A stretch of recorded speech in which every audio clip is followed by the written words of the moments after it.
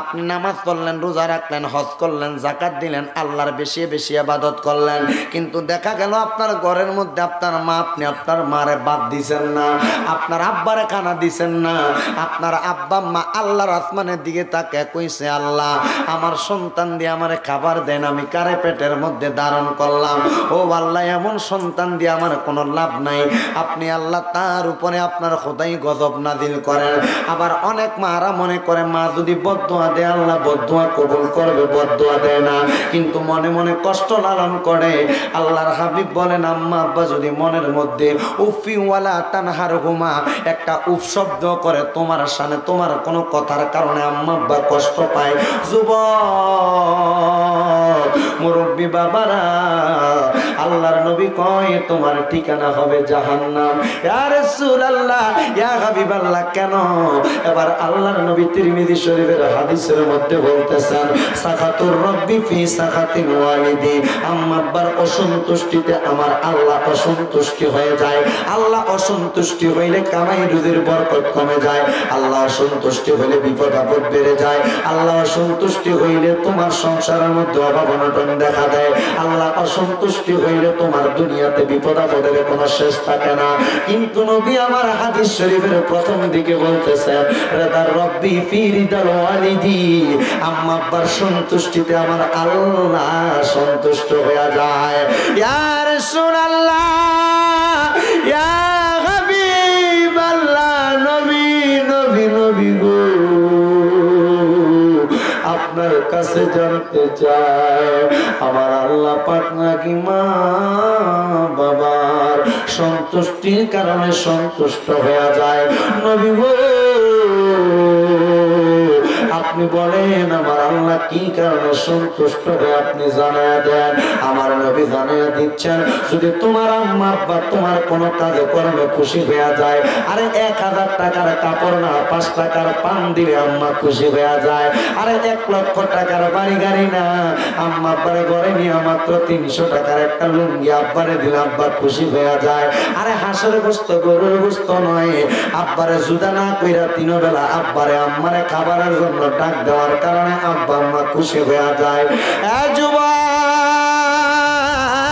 এ মুরব্বী বাবারা, সবার কদমে আমি হাত দিয়ে একটা কথা বলে দিয়ে যাই, যদি এমন আব্বা আম্মার মনে কষ্ট দিয়া থাকো, তোমার কাছে আমার আবদার হলো, আজকে মাহফিল থেকে বাড়ির মধ্যে যাইবা, আম্মা আব্বার কদমটারে ধরবা আর ডাক দিয়ে কইবা, মা ও আব্বা, আপনার সঙ্গে বড় অন্যায় করে ফেলেছি, এ আব্বা আপনার সঙ্গে বড় পাপ করে ফেলেছি, আম্মা আপনারা দমক দিয়া কথা কইছি, আব্বা আপনারা দমক দিয়া কথা কইছি, মাফ করে দেন। দেখবেন আপনি আপনার আব্বা আম্মার পাও ধরে যখন মাফ চাইতেছেন, আপনার আব্বাও কান্দে, আম্মাও কান্দে, কি গো মা, কি গো আব্বা, আপনি কেন কান্দেন? আব্বার আম্মা ডাক দিয়া কইব, সন্তান আমরা কান্না করার কারণ হইল একটা, আরে আমরা এতদিন এটাই চাইছিলাম আমাদের সন্তান যেন আমাদের পায়ের কাছে এসে মাপ চাইয়া তার জীবনের গুনাহগুলা মাফ করা। আর আম্মা আব্বা ওই সময় যদি আমার আল্লাহর কাছে দোয়া করে, আল্লাহ আমার সন্তান আমি মায়ের জন্য, আমি বাবার জন্য ভালোবাসা দেখাইয়া পায়ে ধইরা মাপ চাইছে, আল্লাহ আপনি আমার সন্তানটারে কবুল করে নেন। আল্লাহর নবী ডাক দিয়া কয়, কবুল তো করে করে, তার সাথে ওই বান্দারে ধন সম্পদ দিয়ে রোগবালা মুসিবত থেকে মুক্ত করে ওই বান্দাটাকে আমার আল্লাহ পাক রব্বুল আলামিনের কাছে সবচাইতে প্রিয় বান্দা হিসেবে কবুল করে নে। নারে তাকবীর, আল্লাহু আকবার, নারে রিসালাত, ইয়া রাসূলুল্লাহ, দিল ইসলাম, দিল ইসলাম, ইসলামী সুন্নি মহাসম্মেলন জিন্দাবাদ, জিন্দাবাদ। ওরে মা বাবার কথা মতো যে জন চলে না, ওরে মা বাবার কথা মতো যে জন চলে না, আল্লাহ নবীজির দয়া তার পাবি না, বলেন আল্লাহ নবীজির দয়া তার পাবি না, বলেন মা বাবার কথা মতো যে জন চলে না, মা বাবার কথা মতো যে জন চলে না, আল্লাহ নবীজির দয়া তারা পাবে না, বলেন আল্লাহ নবীজির দয়া তারা পাবে না। মা বাবা অতি আপন, মা বাবাকে করো যতন, মা বাবা অতি আপন, মা বাবাকে করো যতন। তিন কথার সাথী পায়া বুইলা যাইও না, বলেন তিন কথার সাথী পায়া বুইলা যাইও না। আল্লাহ নবীজির দয়া তারা পাবে না, বলেন আল্লাহ নবীজির দয়া তারা পাবে না। বলেন মা বাবার কথা মতো যে জন চলে না, মা বাবার কথা মতো যে জন চলে না, আল্লাহ নবীজির দয়া তারা পাবে না। বলেন আল্লাহ নবীজির দয়া তারা পাবে না। মা বাবাকে কষ্ট দিলে ওরে নামাজ রোজা যাইবি ফলে, মা বাবারে কষ্ট দিলে ওরে নামাজ রোজা যাইবি ফলে। ওরে আল্লাহ পাকের ছায়া তলে, আল্লাহ পাকের ছায়া তলে তারা থাকবে না, আল্লাহ নবীজির দয়া তারা পাবে না। বলেন আল্লাহ নবীজির দয়া তারা পাবে না। ও বন্ধুরে নবীর পাগলের দলেরা, ও আমার খুশকান্দি সরকার বাড়ির বন্ধুরা, আশেপাশে এলাকার বাবারা, বন্ধুরা গো, গভীর মনোযোগ যদি না দেন আপনি আলোচনার ধারাবাহিকতা একটু বুঝতে পারবেন না। আমি কেন বললাম বাড়িতে যে আপনি আপনার আম্মা আব্বার কদম ধরে মাপ চাওয়ার জন্য? আপনি জানেন না আমার আল্লাহকে আপনি নামাজ পড়ে খুশি করতে পারবেন না, আমার আল্লাহকে রোজা রাইখে আল্লাহর ইবাদত করে আপনি খুশি করতে পারবেন না, কষ্ট হয়ে যাবে, খুশি হবে। তবে যদি আপনি আপনার মার লগে একটু ভালো করে ব্যবহার করেন, আপনি যদি আপনার বাবার সঙ্গে সুন্দর করে ব্যবহার করেন, আপনার আম্মা আব্বা যদি কয় আল্লাহ আমার সন্তানরা আমি আম্মারে আমি আব্বারে এমন ভালোবাসে, আল্লাহ আপনি আমার সন্তানটারে কবুল মঞ্জুর করেন। হ্যাঁ বন্ধুরা আপনি আমার দিকে তাকান, আমি নিজে আজকে এটার একটা প্রমাণ। শরীরটা এমন খারাপ লাগতেছিল, সকালবেলা থেকে দুপুর পর্যন্ত পরীক্ষা দেওয়ার পরে ভালো লাগতেছিল না, মনে করেছিলাম মাহফিল করতে পারবো কি পারবো না, বড় কষ্ট হয়েছে। কিন্তু বন্ধু আমার মনটা বড় খারাপ লাগছে।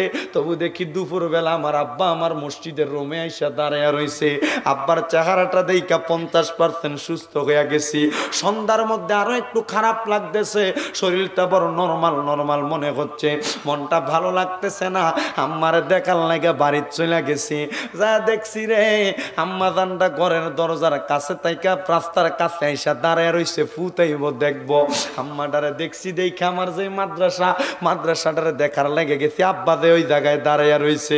মাদ্রাসা দেখে আবার আইছি, আসার সময় দেখি বাটির মধ্যে আমার মা মিষ্টি লইয়া খারিয়া রইছে, ফুতরে খাওয়াইতো। চিন্তা করেন আম্মা থাকলে আপনি একবেলা ভাত খান না, আপনার আম্মা আপনার 10 বার কইব ভাত খাওয়ার লাগা। আপনি একটা অন্যায় করছেন, আপনার বাবা আপনার বিচার করে আনার জন্য 10 বার যাইব, কিন্তু এখন আম্মা নাই, আপনি 2 বেলা না খেয়ে শুয়া থাকলে কেউ একবার জিজ্ঞাসা করে না। এখন আব্বা নাই, ঝগড়া করেন যা করেন না কেন, আপনার এলাকার মানুষ আপনার বাঁচাইব দূরের কথা আপনার উপরে বিপদ চাপাইয়া দেয়। আব্বা এমন একটা ছায়া, আল্লাহর নবী কয় আব্বা হলো একটা বট গাছের মতো। বট গাছ যেমন ভাবে অনেকটা জায়গা জুড়ে ছায়া প্রদান করে, একজন আব্বা তার সন্তানকে ঠিক তার চাইতে বেশি ছায়া প্রদান করে। একজন আম্মা হলো লালন পালনকারী আল্লাহ পাকের জান্নাতি হুরের মতো। হুজুর জান্নাতি হুরের সঙ্গে কেন মাকে তুলনা করা হয়েছে? আল্লাহর নবী রাহমাতাল লিল আলামিন নবী ডাক দিয়া কয়, আরে মা বাবাকে কেন জান্নাতের হুরের সাথে রোপণ করা হয়েছে, উদাহরণ করা হয়েছে জানো নাকি? ইয়া রাসূলুল্লাহ কেন আপনার কাছে জানতে চাই।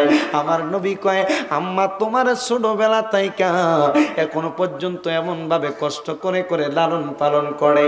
আবার তুমি বড় হইছ, জ্বর লইয়া বিছানায় শুয়ে রইছ, মাটা কিন্তু মাথার মধ্যে পানি দিয়া তোমারে সুস্থ করে দেয়। হে যুবক, ওই মারে কতবার ধমক দিয়া কথা কইছ। হে মুরব্বী, ওই আব্বারে কতবার তুমি বুড়া বেড়া কইছ, আম্মারে বুড়া মা বুড়া বেড়ি কইয়া ডাক দিছ। দে তোর কদম আমার সামনে দে যুবক ভাই, দেন আপনি মুরব্বী, আপনার কদম আমার সামনে দেন, আমি আমার জিহ্বা দিয়ে আপনার কদম পরিষ্কার করে দিব। তবু আপনার কাছে আমার আবদার থাকবে, আম্মা আব্বাটার মনে কষ্ট দিয়েন না। আপনি আপনার আব্বা আম্মার কলিজায় আঘাত করবেন না। ওই আব্বা আম্মা যদি বেজার হইয়া যায়, আমার আল্লাহর আরশ আজিমের মধ্যে লাড়া পড়া যায়। আমার আরশ আজিমে লাড়া পড়লে আম্মা আব্বার বদদুয়ার কারণে যত নামাজ পড়েন না কেন কবুল হবে না, যত রোজা রাখেন না কেন কবুল হবে না, যত ইবাদত করেন না কেন কবুল হবে না। কারণ আপনার ইবাদতের মূল যেই মাধ্যম, আপনার আম্মা আব্বা আপনার প্রতি বেজার হয়ে গেছে। মুসলমান অনেকের মনটা খারাপ। হুজুর আপনি বলেছেন বাড়ির মধ্যে যাইয়া আম্মা আব্বার কদম ধরে পাও ধরে ধরে সালাম করতাম। হুজুর আজকে কতদিন হইয়া যায় আমার মা নাই, আমার মা কবরে, আব্বা কবরে। আম্মা আব্বা দুইজনের কবরে কঠিন আযাব না জান্নাতের হাওয়া খায় আমি কিন্তু জানি না। আমার আম্মা আব্বার অবস্থাটা কি আপনি বলতে পারবেননি? ও বন্ধু, আমি বলতে পারবো না। আল্লাহর নবী কয় তোমার আম্মা আব্বার অবস্থা তুমি নিজেই বলতে পারবা। হুজুর কেমনে বলবো আম্মা আব্বা কবরে কেমন আছে, আমি কেমনে জানবো?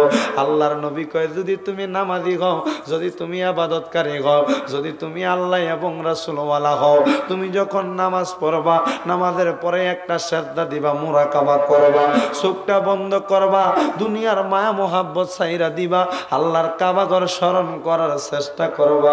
চোখ বন্ধ করলে যদি আল্লাহর কাবা ঘর দেখতে পাও, আমার নবীর রওজা মুবারক দেখতে পাও, মনে করবা জান্নাত তোমার আম্মা আব্বাই আছে। হুজুর কেমনে? আল্লাহর নবী কয় কোন সন্তান যদি তার মার জন্য তার বাবার জন্য হাত বাড়াইয়া বলে রব্বির হামহুমা কামা রব্বায়ানি সগীরা ওয়া কুর রব্বির হামহুমা কামা রব্বায়ানি সগীরা, মনে রাখেন যার মা নাই বাবা নাই সেও দোয়াটা বেশি বেশি পড়বেন। এই দোয়াটা বেশি বেশি পড়লে আম্মা আব্বার হায়াতে আল্লাহ বরকত দিয়া দিব। ও বন্ধু, যার মা বাবা নাই, আমার নবী কয় মা বাবা হারা সন্তান যদি তার মার জন্য এই চোখের মনি কোঠার মাথাটার মধ্যে একটা মাছির মাথা পরিমাণ বানিয়াই না কান্না করে, ওই পানিটা মাটিতে পড়ার আগে আমার আল্লাহ তার মা বাবার জীবনের গুনাহ মাফ করে দেয়। সুবহানাল্লাহ। আপনার মা কবরে, আপনার বাবা কবরে, আমার আল্লাহ আপনার দোয়ার কারণে আপনার মা বাবার কবরের আযাব মাফ করবে। খুশকান্দির মানুষ, আপনি যুবক, আপনার মা কবরে, বাবা কবরে, মসজিদে মুয়াজ্জিন আযান দেয় হাইয়া আলাস সালাহ, নামাজের দিকে আসো, হাইয়া আলাল ফালাহ, কল্যাণের দিকে আসো। আপনি কিন্তু নামাজে যান না, কল্যাণের দিকে যান না। আল্লাহর নবী ডাক দিয়া কয় উম্মত, ওই কল্যাণের দিকে আসার জন্য তোমরা কি জানো নি আল্লাহর কোরআন কি বলে? আমি কোরআন তেলাওয়াত করব, আপনারা জবান খুলে আল্লাহু আকবরের ধ্বনি দিবেন। আল্লাহু আকবার ওয়ালিল্লাহিল হামদু বিসমিল্লাহির রাহমানির রাহিম قد أفلح المؤمنون الذين هم في صلاتهم خاشعون الله أكبر। আল্লাহর কোরআন এটাকে ট্রান্সলেট করছে বাংলায়। কদ অবশ্যই, নিশ্চয়তা বোঝাচ্ছেন। আফলাহাল মুমিনুন, আফলাহা সফলতা অর্জন করেছে, আল মুমিনুন ওই মুমিনগণ। ইয়া রাসূলুল্লাহ কোন মুমিনগণ? আল্লাহর হাবিব বলেন আল্লাযিনা জাহারা হুম ফি সলাতিহিম খাশিয়ুন, নামাজের প্রতি মনোযোগী হতে পেরেছে। সুবহানাল্লাহ। আপনি বিপদে পড়ে গেছেন, টেনশনে পড়ে গেছেন, বালা মুসিবতে পড়ে গেছেন, কঠিন রোগে পড়ে গেছেন, সব সমস্যায় পড়ার পর দুনিয়ার ডাক্তার আপনার রোগ ভালো করতে পারে নাই, দুনিয়ার কবিরাজ আপনার রোগ ভালো করতে পারে নাই, দুনিয়ার কোনো MBBS ডাক্তার আপনাকে ভালো করতে পারে নাই। সবার রাস্তা যখন বন্ধ, মালিক আপনাকে আসমান থেকে ডাক দেয়, আয় আয় আমার দিকে আয়। তখন আপনি যখন আল্লাহর কাছে যান, আল্লাহ ওই সময় আপনাকে ডাক দেয়, লা তাকনাতু মির রাহমাতিল্লাহ ইন্নাল্লাহা ইয়াগফিরুজ যুনুবা জামিআ ইন্নাহু হুয়াল গফুরুর রহিম। সবার দরজা বন্ধ, কোনো ডাক্তার আপনাকে ভালো করতে পারে নাই, বিপদ আপদ আসছে কেউ আপনাকে বাঁচাইতে পারে নাই। আল্লাহ পাক বলে, বান্দা ওযু করো, দুনিয়ার সব চিন্তা মাথা থেকে ফেলে দাও, অন্ধকার জায়গাতে চলে যাও, সেজদার জায়গাটা যদি দেখা যায় আল্লাহু আকবার বলে দাঁড়িয়ে যাও, সূরা ফাতিহা তেলাওয়াত করো, সূরা ফাতিহার পরে 3 বার সূরা ইখলাস তেলাওয়াত করো, 1 রাকাত নামাজ আদায় করো, সেজদার ভিতরে যাও, 3 বার সুবহান রাব্বিয়াল আলা পড়ো, পড়ার পর তোমার মনের যত আকাঙ্ক্ষা যত কষ্ট সেজদার মধ্যে আমার আল্লাহকে বলো। ওই নামাজের নাম সালাতুল হাজতের নামাজ। ওই সালাতুল হাজতের নামাজে সেজদায় গিয়ে আল্লাহর কাছে সব সমস্যার কথা বলবা। রোগ আল্লাহ পাকের এই সৃষ্টি জগতের ডাক্তার ভালো করতে পারে নাই। আল্লাহ বলে, বান্দা যখন তার কপালটা অবনত করে দিয়ে আমি আল্লাহর কাছে তাকে ছোট করে দেয়, বিলীন করে দেয়, আমি আল্লাহ তার রোগের সমস্যার সমাধান করে দেই।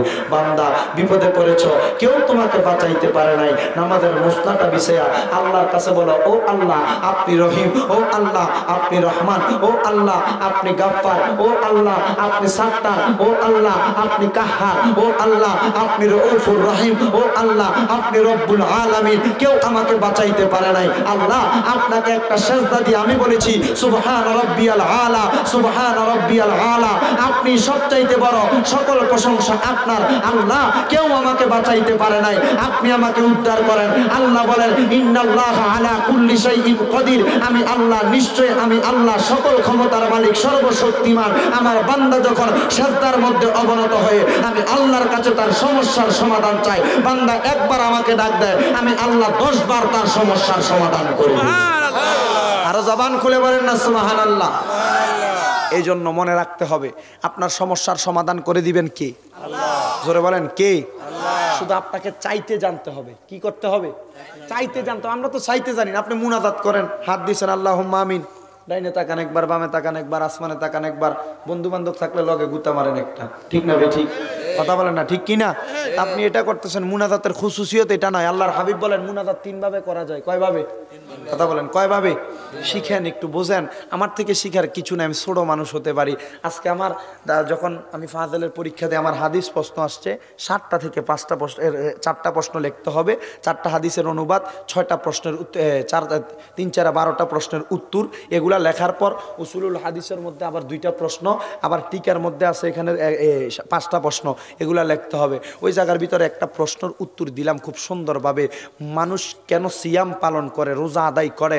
ওই রোজা আদায় করার মাধ্যম হচ্ছে আল্লাহ পাকের দয়া অর্জন করা, রহমত হাসিল করা। তো মানুষ কেন আল্লাহর কাছে দোয়া, আল্লাহর কাছে মুনাজাত করে? এই দোয়া করার, মুনাজাত করার উদ্দেশ্য হলো আল্লাহর কাছ থেকে সে কোনো কিছু চাইয়া আনতে চায়, আল্লাহ আপনি আমাকে দিয়া দেন। তো আপনি মুনাজাত করছেন, আল্লাহ আপনি আমাকে দিয়া দেন। ডাইনে তাকান, বামে তাকান, সামনে তাকান, পেছনে তাকান, বন্ধুরে গুতা মারেন, এটা করেন, ওইটা করেন, আল্লাহ কি এমনি আপনাকে দিয়ে দিবে? কারেন্ট অটোমেটিকলি বোঝেন আপনি, এই যে কারেন্ট আপনি তার দিয়ে টানতেছেন, কারেন্টের লাইন চলতেছে, সব কিছু হচ্ছে, একবারে যেখানে আপনার বিদ্যুৎ অফিস সেখান থেকে সুন্দরভাবে আপনাকে কানেকশন দেওয়া হচ্ছে, বিদ্যুতের সব সাপ্লাই দেওয়া হচ্ছে।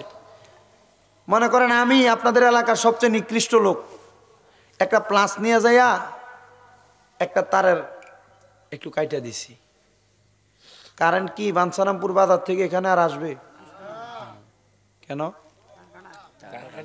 তার কাটা। কারণ কি?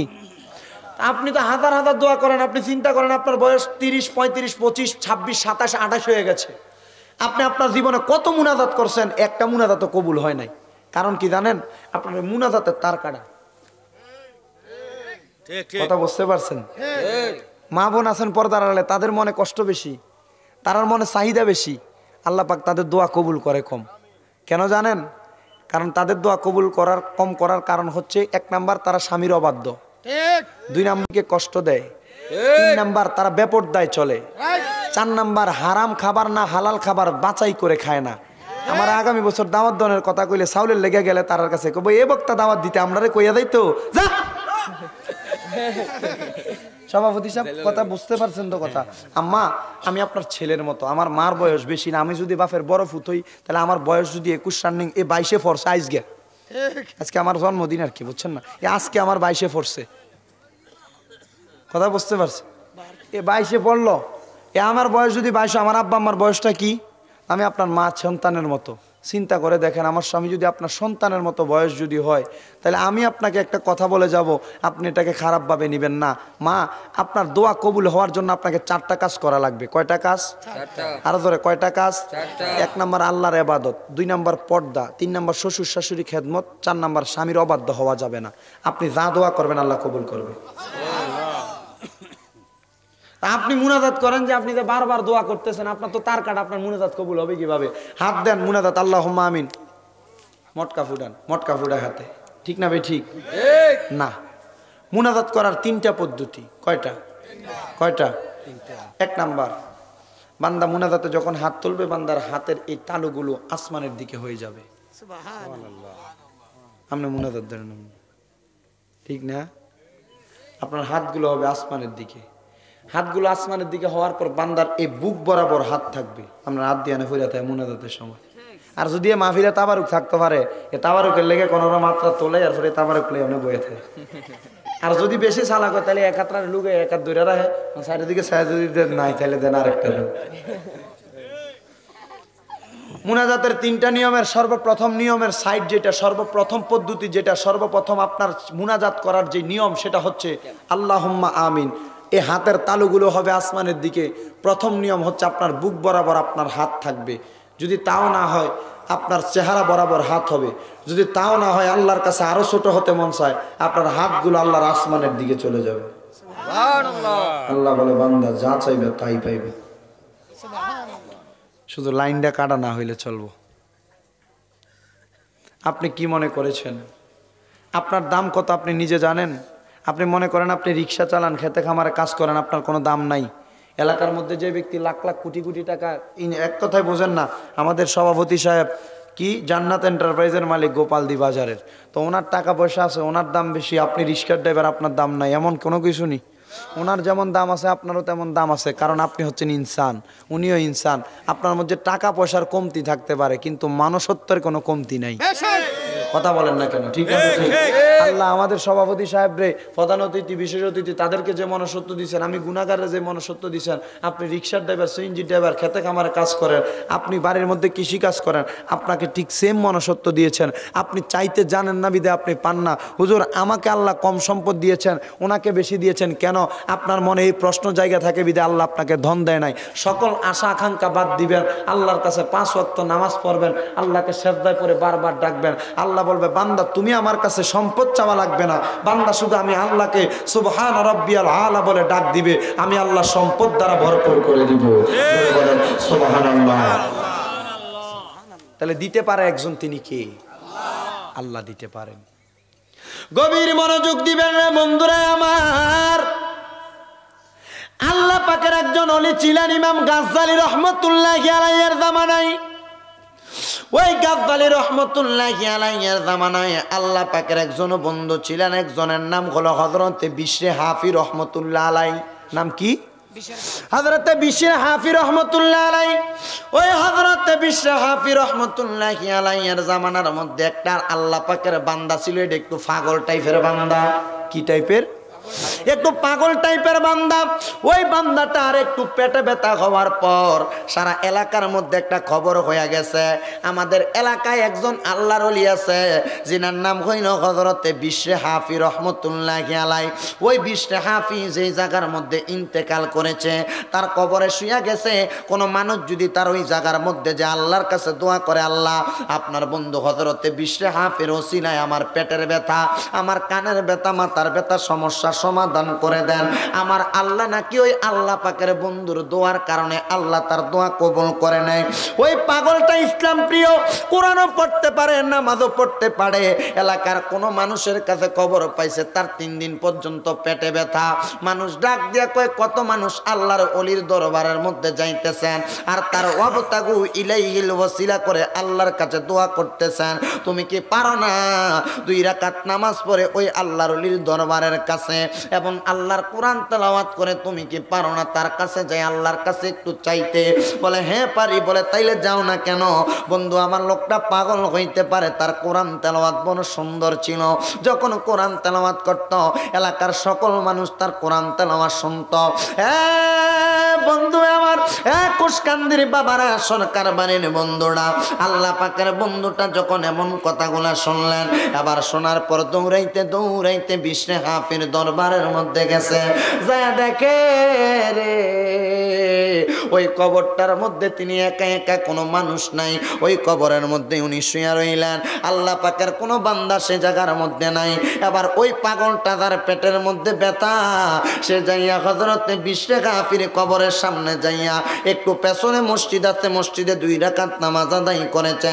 নামাজটা আদায় করার পরে আল্লাহ পাকের বান্দাটা যখন নামাজটা আদায় করছেন, এবার আল্লাহর ওলির কবরের সামনে যাইয়া দাঁড়াইছেন, একটা কোরআন শরীফ হাতে নিছে আর কোরআন তেলাওয়াত করে, আউযু বিল্লাহি মিনাশ শাইতানির রাজিম, বিসমিল্লাহির রহমানির রহিম, ইযা ওয়াকাতিল ওয়াকিয়া লাইসা লিওয়াকাতিহা কাযিবা খাফিযাতুর রাফিয়া, ইযা রুজ্জাতিল আরদু রাজ্জা ওয়া বুসাতিল জিবালু বাসসা ফাকানাত হাবাআম মুনবাসসা ওয়া কুনতুম আজওয়াজুন সালাসা।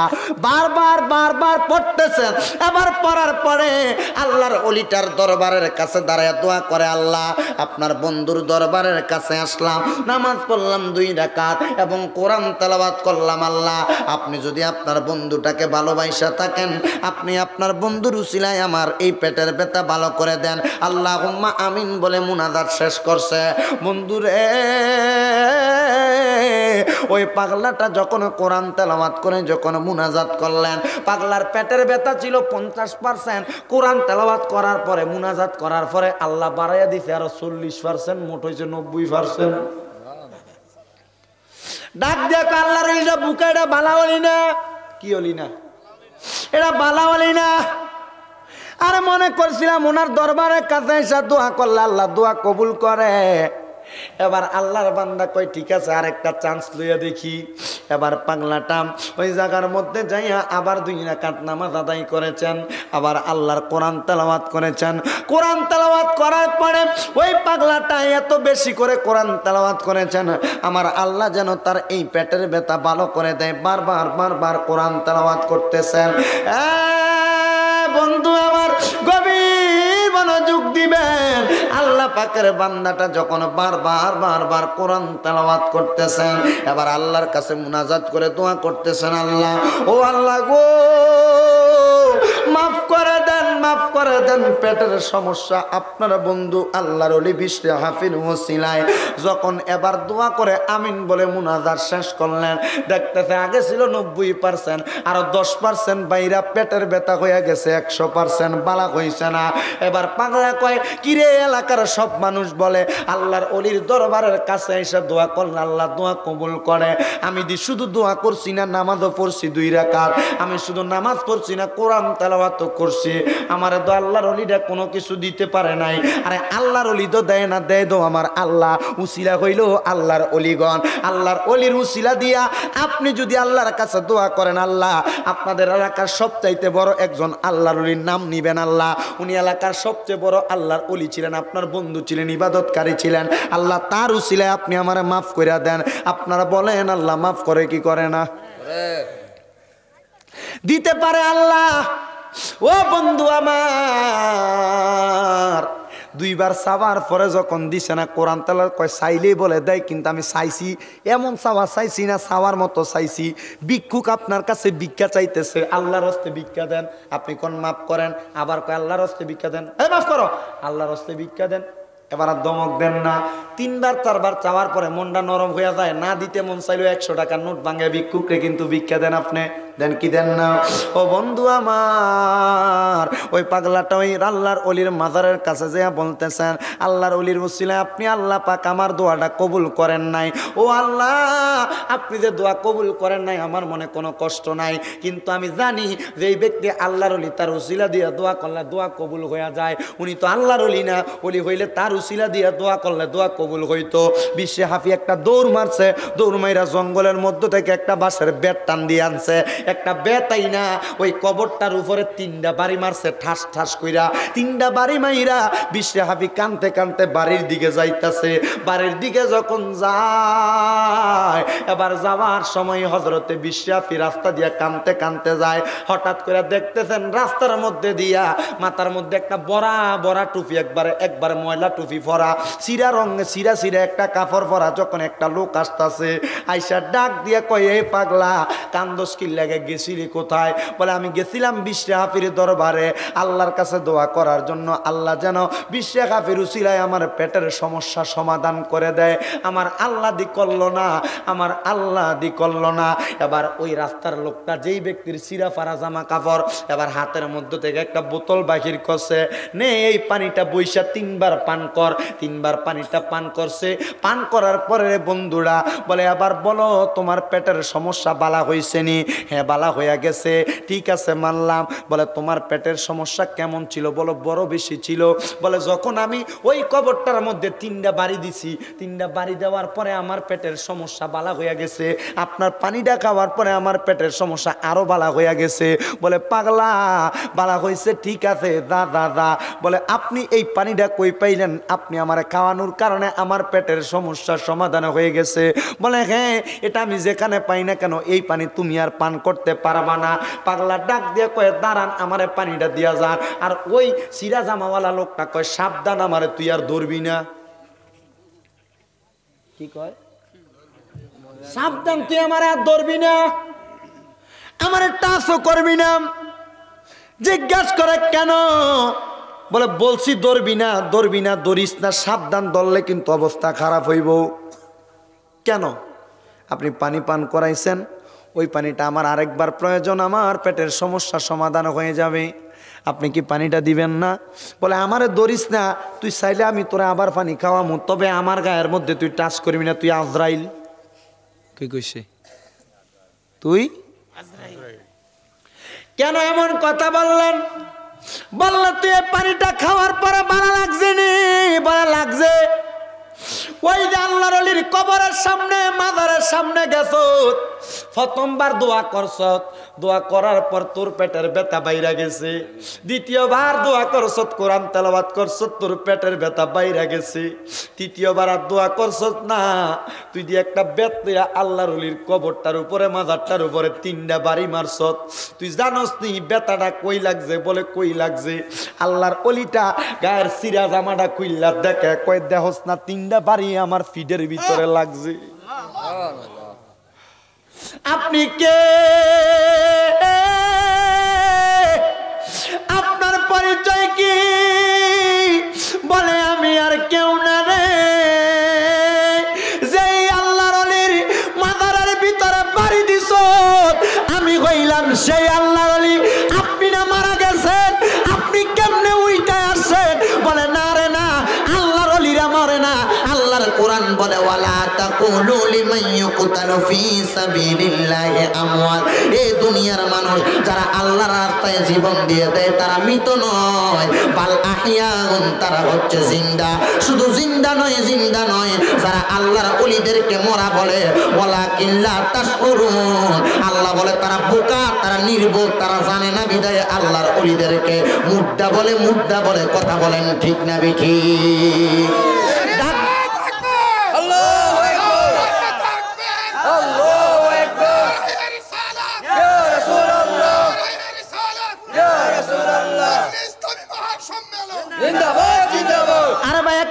মনে রাখবেন, বর্তমান সমাজে আমার রাসূলকে পর্যন্ত মরা রাসূল বলা হচ্ছে। এই যার আকীদা হবে নবী মরা, একটা কথা মনে রাখবেন, সে জাহান্নামী, জাহান্নামী। আরে আল্লাহর নবী মরা নয়, আরে স্বয়ং আল্লাহর বন্ধু যারা সলিহিন বান্দা যারা, তারাও জিন্দা। ডাক দিয়া বলে, রে পাগল, কবরের ভিতরে বাড়ি দিছ, ছায়া দেখ আমার পিঠের মধ্যে 3টা বাড়ি লাইগা রইছে। এই আল্লাহর ওলি পিঠের ভিতরে বাড়িগুলা কেমনে লাগছে? আমি তো বাড়ি দিছি কবরে, আপনার ফিডে তো বাড়ি আমি দিছি না। তুই কি জানোস না আল্লাহর ওলিরা জিন্দা? তুই কি লেগা বাড়ি দিছ? কেন গেছ? আমারে বাড়ি দিছি গেছস নি তুই? বলে না, বাড়ি দিতাম গেছি না। সবাই কয় আপনার কাছে দেয়া, যদি আল্লাহর কাছে দোয়া করে, আমার আল্লাহ দোয়া করলে দোয়াটা কবুল করে নেয়। আমি আপনার কবরের সামনে দাঁড়িয়ে কোরআন শরীফ পড়ছি, একবার পড়ার পরে দোয়া করছি, আমার পেটের ব্যথা বাইরে গেছে। 2বার কোরআন তেলাওয়াত করছি, নামাজ পড়ছি, আমার পেটের ব্যথা আরো বাইরে গেছে। আমার 2বার সহ্য হয়েছে না, আমি 3বার সময় জিদ কইরা আপনি আল্লাহর ওলি না মনে কইরা বাড়ি দিছি। আল্লাহর ওলি ডাক দিয়া কয়, এ পাগলা রে, এ পাগল, আমার কবরের সামনে, আমার মাজারের সামনে দাঁড়ায়া যখন তুই আল্লাহর কোরআনটা তেলাওয়াত করছ, আমার কাছে এত ভালো লাগছে। আমি আমার আল্লাহরে কইছি, আল্লাহ তার পেটের ব্যথা ভালো কইরা দিলে সে এখন আর কোরআন তেলাওয়াত করতো না। আল্লাহ, ও আল্লাহ, আপনি তার পেটের ব্যথাটা একটু বাড়াইয়া দেন, সে নিয়ে একটু বেশি করে কোরআন শরীফ পড়ব। ঠিকই আমি দেখছি 2বার বাড়াইয়া দেওয়ার পরে তুই কোরআন তেলাওয়াত করছ। বিশ্বাস কর রে, তোর কোরআন তেলাওয়াত আমার কাছে এত মজা লাগছে, এত ভালো লাগছে, আমি 2বার আল্লাহরে কইছি, আল্লাহ তার পেটের ব্যথা আরো বাড়াইয়া দেন, আরো বাড়াইয়া দেন। আল্লাহ সে আরো বেশি বেশি করে কোরআন তেলাওয়াত করব। আমি কি জানতাম নি 2বার তোর পেটের ব্যথা বাড়াইয়া দেওয়ার কারণে তুই আমার কবরের মধ্যে 3টা বাড়ি মারবি। যদি জানতাম 3 নাম্বার বার হওয়ার আগে আমি তোর পেটের ব্যথা বালা করে দেওয়ার জন্য আল্লাহর কাছে বলতাম, ও পাগলা, তোর কোরআন তেলাওয়াত আমি আল্লাহর ওলি মাজারে ছিলাম, কথা সত্য আমার কাছে বড় মজা লাগছে, বড় আনন্দ লাগছে, বড় আরাম লাগছে। তুই কোরআন তেলাওয়াত করছো, এটা আমার কাছে বড় ভালো লাগছে। ওই পাগলা ডাক দিয়া কয়, হুজুর 3টা বাড়ি দেওয়ার পরে আমি দেখছি আমার পেটের ব্যথা নাই, হাতের পানি খাওয়ার পরে দেখছি আমার পেটের ব্যথা নাই। আপনি কেমন আল্লাহ পাকের ওলি? আপনার প্রতি আমার বিশ্বাস, আকীদা শক্ত হয়ে গেছে। আল্লাহর ওলি একটা কথা মনে রাখবেন, এখন থেকে প্রত্যেকদিন দৈনিক 2বার 3বার 4বার নয়, 5 ওয়াক্ত নামাজের পরে 5বার আমি আপনার মাজারের সামনে দাঁড়ায়া দাঁড়ায়া আল্লাহর কোরআন তেলাওয়াত করব। দুনিয়ার কোনো বাধা বিপত্তি আমারে আটকে রাখতে পারবে না, রাখতে পারবে না। কারণ আমার বিশ্বাস, আল্লাহর ওলির মাজারের সামনে দাঁড়ায়া আল্লাহর কোরআন তেলাওয়াত করলে আমার আল্লাহ পাকের বন্ধুগণ যদি প্রশান্তি পায়, আমার আল্লাহ প্রশান্তি পায়। আর আমার আল্লাহ কয়, আমার বন্ধুদেরকে প্রশান্তি দেওয়ার কারণে আমি আল্লাহ ওই বান্দার প্রতি আমি আল্লাহ রহমত দান করে দিই। ওরে বেলায়েতের মুর্শিদ হইয়া আসিলেন নূরের নবী, ওরে মুর্শিদকে না পাইলে কি আর রাসূল পাবিনি, ওরে মুর্শিদকে না পাইলে কি আর রাসূল পাবিনি। ও বন্ধু আমার, এই জন্য আল্লাহর কোনো অলিকে নিয়েও বাজে মন্তব্য করা যাবে না, আল্লাহর কোনো বেলায়েত প্রাপ্ত অলিকে নিয়ে বাজে মন্তব্য করা যাবে না। আল্লাহর কোরআন বলে, কি বলে শুনেন, আল্লাহর কোরআন বলেন, ওয়াল্লাযীনা ইউযুনাল মুমিনিনা ওয়াল মুমিনাতি বিগাইরি মাকতাসাবু ফাকাদ ইহতামালু বুহতানা ওয়া ইসমান মুবিনা।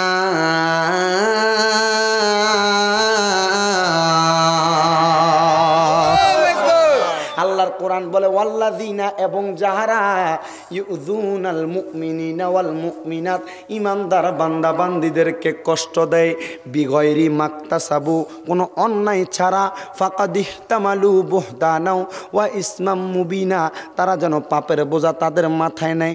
বন্ধু, আমি জানতে চাই, আপনি যে অমুক অলিকে ভণ্ড বলতেছেন, অমুক আল্লাহর অলিকে নিয়ে বাজে মন্তব্য করতেছেন, ওই আল্লাহর অলি কি কোনোদিন আপনার ফাতের বাত কেড়ে নিছে? তাহলে কেন আপনি ওনাকে ভণ্ড বলছেন? কেন কোনো আল্লাহর ওলিকে নিয়ে বাজে মন্তব্য করছেন? তবে একটা কথা মনে রাখবেন, মানুষ এখন আল্লাহর ওলিদের দরবারে যায় যায় ওই দরবারের খাদেমগুলা দরবারের আশেপাশের মধ্যে এখন দেখা যায় গানের আসর বসায়, আর এরার কারণে আল্লাহর ওলির মাজারের বদনাম হয়।